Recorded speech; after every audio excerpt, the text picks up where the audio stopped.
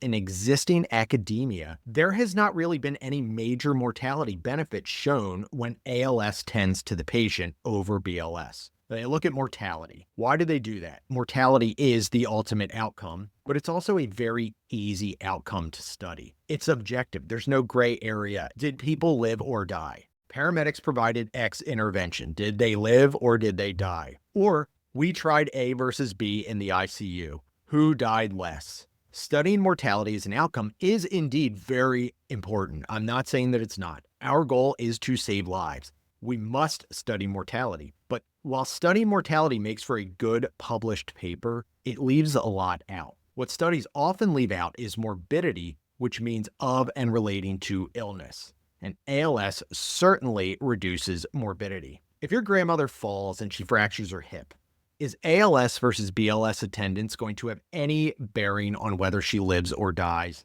No. However, morbidity is most certainly better with ALS. I would much rather her be given pain management and be more comfortable on the transport. We can treat pain, and I maintain that pain management is legitimate usage of ALS, and that helps grandma, reduces morbidity. Let's take it up a notch. If you're in a car accident and you have a traumatic brain injury and you also have a liver laceration, you're 30 minutes from a trauma center, you're hypotensive, which is a very bad thing for a traumatic brain injury. Let's say BLS gets there, they put you on the stretcher, they haul ass to the trauma center, they save your life at the trauma center.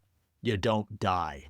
You did, though, indeed, suffer a terrible brain injury that was massively complicated by hypotension. So yeah, you didn't die, but now your wattage output is much dimmer than it would have been had that hypotension been corrected at the point of injury.